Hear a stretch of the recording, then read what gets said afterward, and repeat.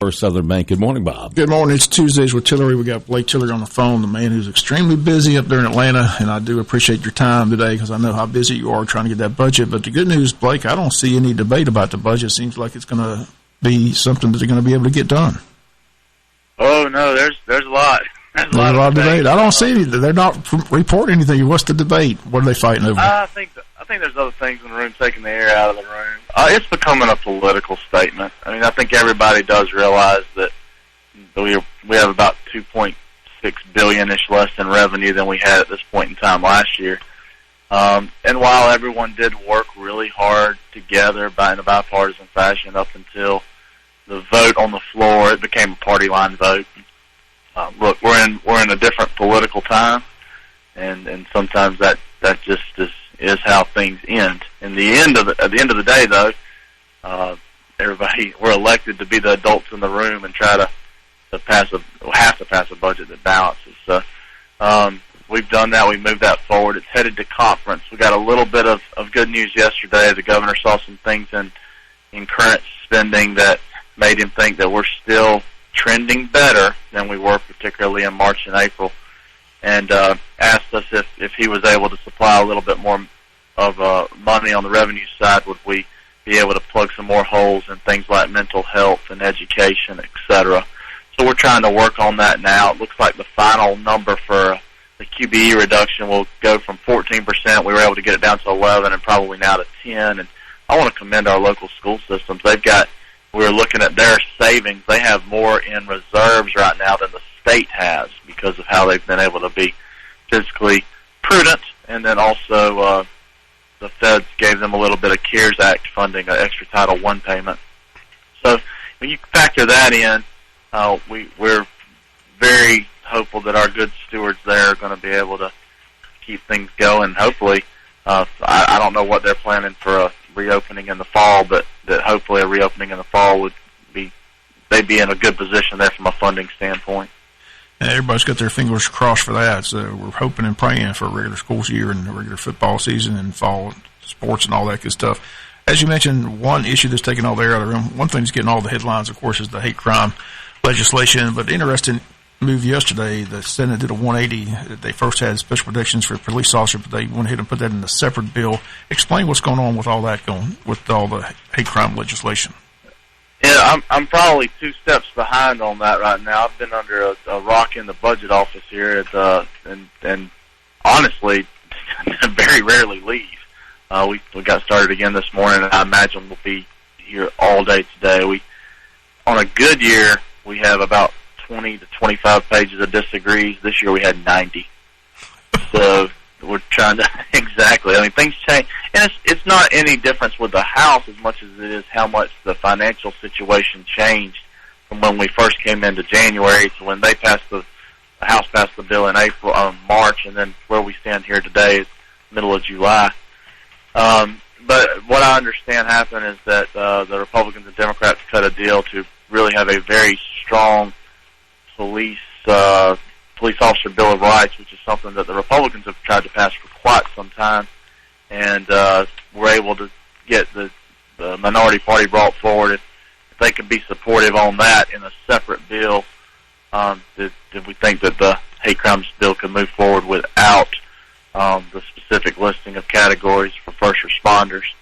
So that's being considered this morning. Still don't know what's going to happen, partly, again, because my focus has almost solely been on the budget, which has been helpful for our area. Again, there's some career academies, things we're working on down in Wayne County, FQHC that we've tried to get for years, and by having my fingers in the budget dam, we're able to look after those things and hopefully provide some additional benefits to our community that we've really wanted for years.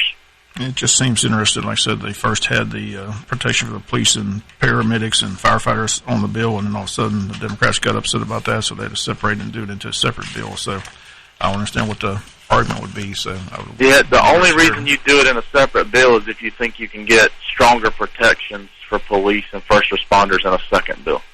That's the only reason you would do that. So we'll see what happens today. If they're able to pull out a second bill that brings in stronger protections, then it would probably allow some of the Republicans to ease their concerns on it being in the hate crimes bill itself. I have to watch that. But they will not walk away from first responders or law enforcement. I feel very confident of that. All right. One vote you got to be familiar with is because the Senate voted unanimously. The House voted Friday 152-3 to let the Glenn County residents decide on whether or not they want to abolish their police department, and the Senate voted yesterday unanimously. So all that needs now is the governor's signature. So it looks like the residents down in Glenn County are going to get to decide whether or not they want to abolish that Glenn County Police Department, which has been a problem for the last several years with all kinds of craziness going on. This bill came from the Senate side, so I did not vote for it yesterday, simply because, again, I was on the conference committee, and we're out of the chamber when that happens. But I did vote for that bill I believe it was in February. In February, it was actually pretty contentious that the minority party thought we were doing something to strip states' local rights.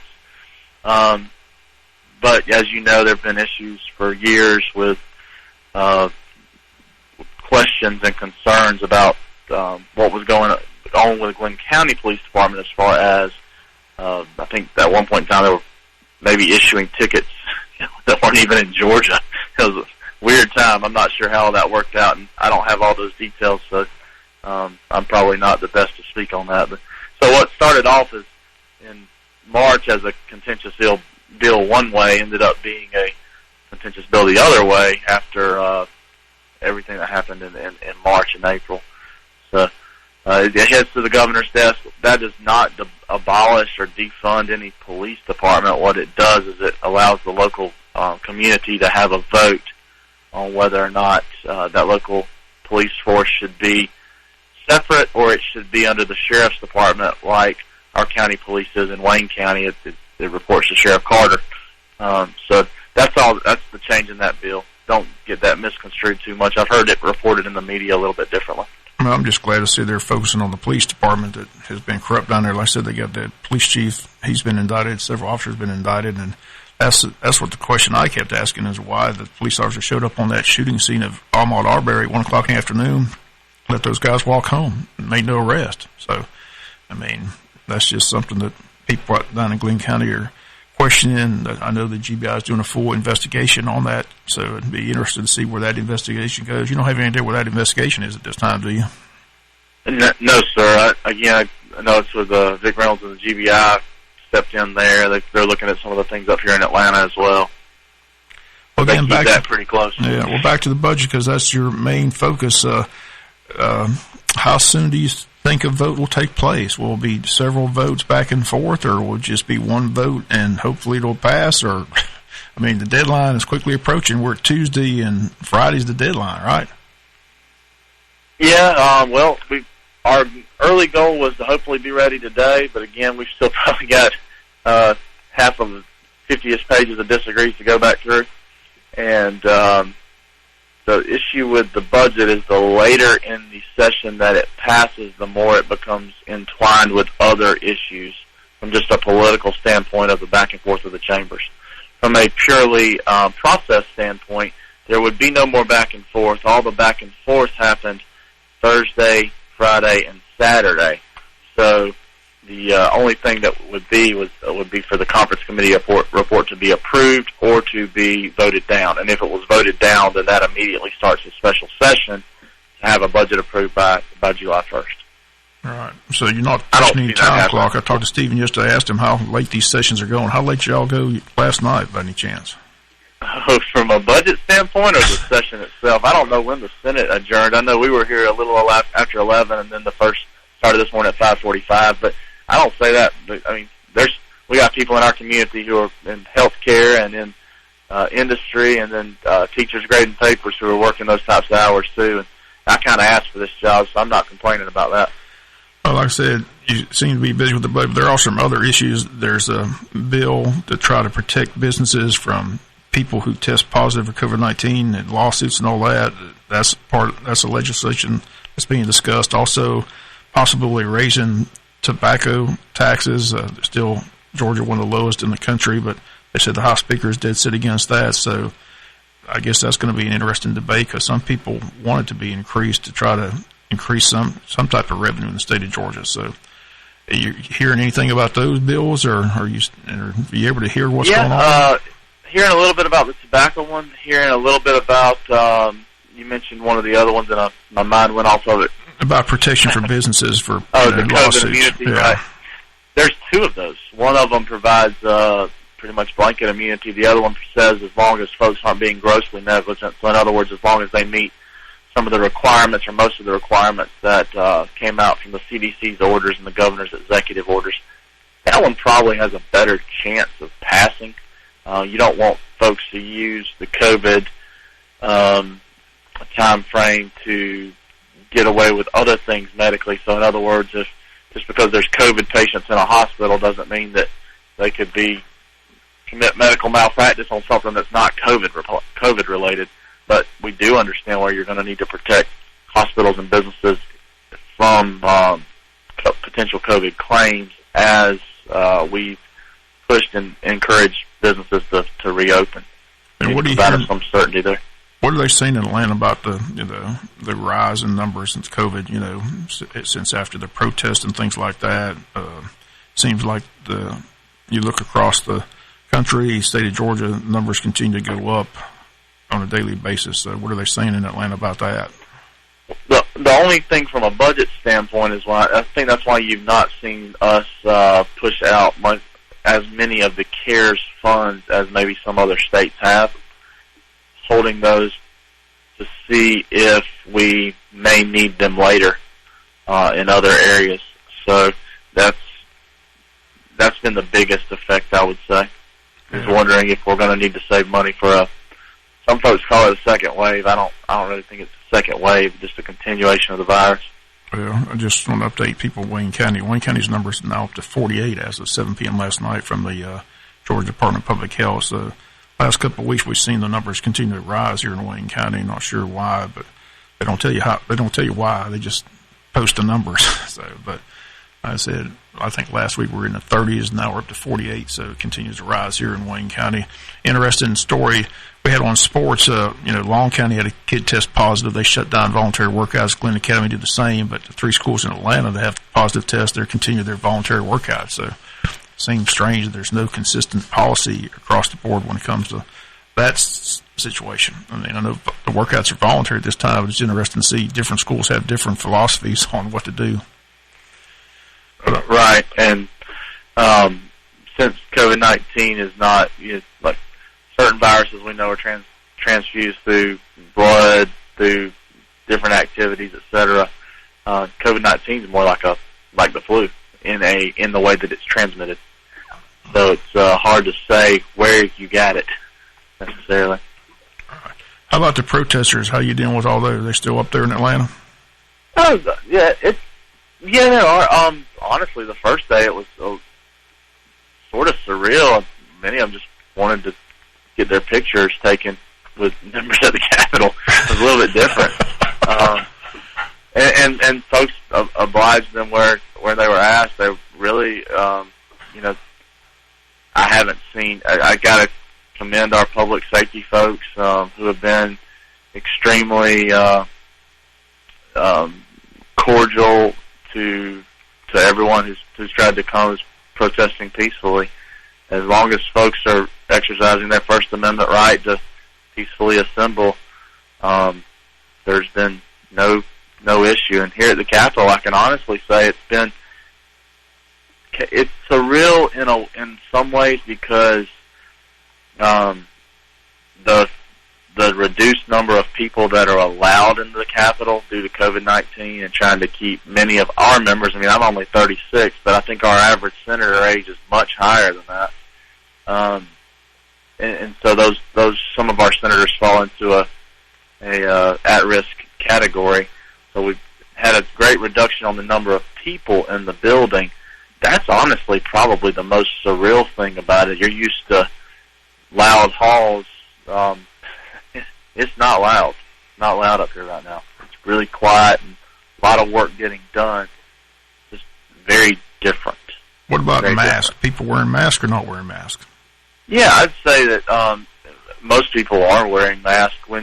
Particularly when you're in a more close confined area, you'll see folks take them off when they're more than 6 feet, 8 feet away from people. But if folks are really close together, then Most folks are wearing masks, not necessarily to protect themselves, but somewhat to protect others.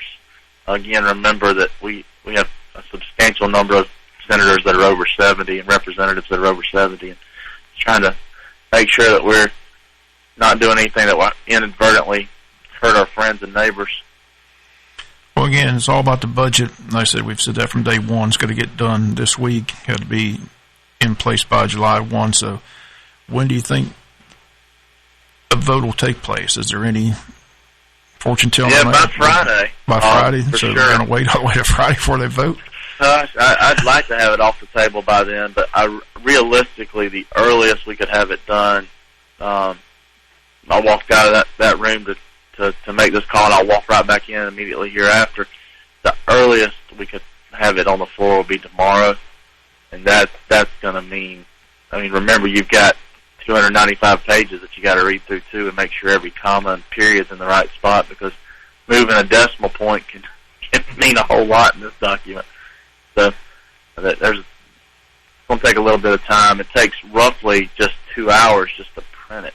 Right. So, because remember, you got to print 180 copies for the House and 56 for the Senate of this legal size, oversized 300-page document. Well, as we mentioned with you and Bill and Stephen, this is being live streamed. So if anybody wants to watch this, they can watch it live. So tell people how they can do that.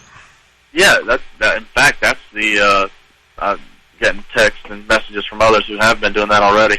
You can watch the House Chamber at house.ga.gov. You can watch the Senate Chamber live at senate.ga.gov. All the Senate committees are on there as well. The House committees are on the house.ga.gov website. And they're getting a lot more use than they typically do as more people stay out of the building. So we've heard that it's slowed a little bit. We've tried to raise the bandwidth so that it doesn't slow as much for folks. But if you got questions about things that are going on there, please let us know. I think the legislative process is a more interesting process when folks understand it and want to be involved in giving us feedback from things that they see in their spheres. We're not subject matter experts on anything. I know a pretty good bit about the law and about small business because I'm a small business owner and an attorney. But you start getting into other areas of the law of health care. Well, I'm turning and asking my wife. I'm turning and asking folks back down in Wayne County and Appleton County, Jeff Davis and team. So please feel free if we're talking about something that you're a better subject matter expert on. We'd love to hear from you.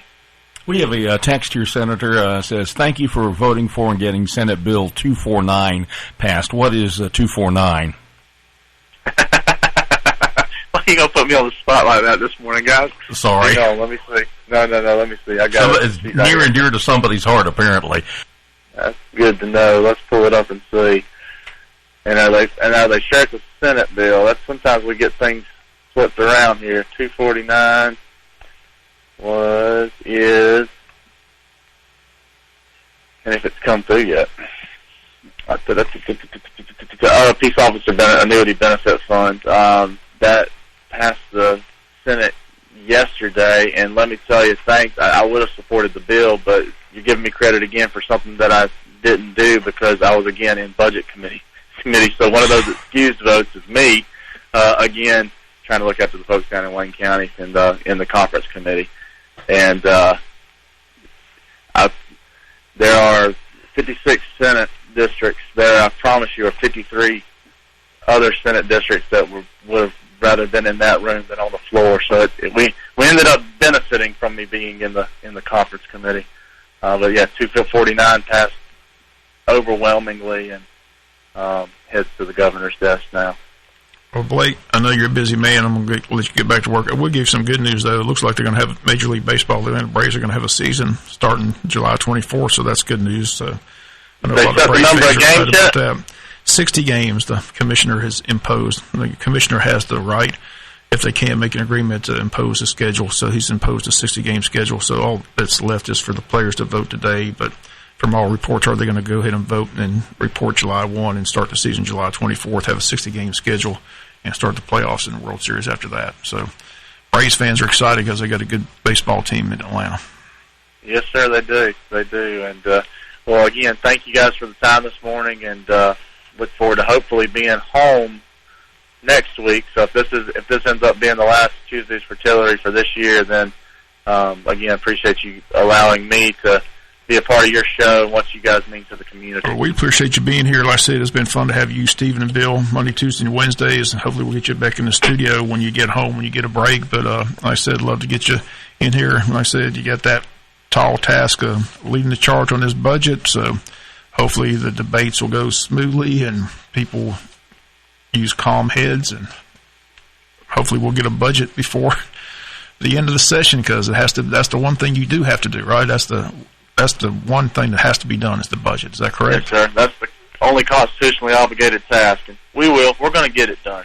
I have no doubt. So, again, appreciate you being here on the show, and looks like if you see Bill, tell him we'll look forward to talking to him tomorrow. Yes, sir. Talk to you soon. Okay. Again, those comments at State Center of Lake Tillery, Tuesdays with Tillery. Again, it's been a nice addition, during the session. Yes. Awesome to have Stephen Meeks on Monday, Blake Tillery on Tuesday, Bill Workhauser on Wednesday. Again, people have been able to email them and talk to them and, ask questions. So it's going to be an interesting next couple of days up there in Atlanta, Georgia. Late days. And crazy late days nights. and crazy nights. But like I said, the budget has to be approved, and I'm sure they'll get it approved. As you said, they've got to get it done this week. So got 1 week. And I bet it's some good entertainment. I have to check out those websites and watch some of the debates, because I imagine it's kind of getting crazy up there. I can imagine so. But like I said, we look forward to talking to Bill Workhauser on Wednesday with Wednesdays with Workhauser. So a lot going on in the session, but the budget, the big thing. I said it's kind of good news that, when they first went up there, they thought it was going to be like a 14% cut, but the governor said it's better than expected, so they're down to 11%. He said even more revenue may be coming in than they thought, so maybe it would be better than we thought. Yeah. Maybe the fact that he opened up a little bit early has helped the situation. So we'll wait and see how it all plays out. But I said the big thing is hopefully, we'll have a regular school year. The school board's going to discuss that tonight at the board meeting, plans for the reopening of schools 2020-2021. So we'll have a full report on that tomorrow here on the local news as the board meets today at 6 o'clock at the Tech Center. So a lot going on. Hot days. What's the temperature expected to be in the 90s again today? No, cooler, but more of a chance of showers, like upper 80s. But yesterday it was triple digits. My car said 100 at one point, then 101, and it was 98, 99 most of the trip back here this afternoon. Then by about 5 o'clock it was the upper 90s. But boy, it was a scorcher around 3:30. Anything else we need to cover this morning? I think that's going to do it for a Tuesday. Again, thanks to Blake Tillery. Again, he's a busy man, but we appreciate his time here on the show. And like I said, look forward to talking to Bill Workhauser on Wednesday. And then, like I said, that'll wrap up this year with the legislators as the session's going to end. And we'll see how the budget plays out and see how the hate crime legislation plays out and all the other bills that are on the table. Right. So there's a lot to be discussed up there in Atlanta, Georgia. So we'll see how it all plays out this week. All right, well, you Bob, can watch those websites and check it out. Yeah. Have a good day, Bob. Take care. 8:24 here at the Big Dog WIFO World Famous Butch and Bob Show, brought to you by Murphy Builder Supply, Damon's Famous Fingers and Wings at First Southern Bank. Good morning. WIFO FM time is 8:24. And then along came Walker Jones.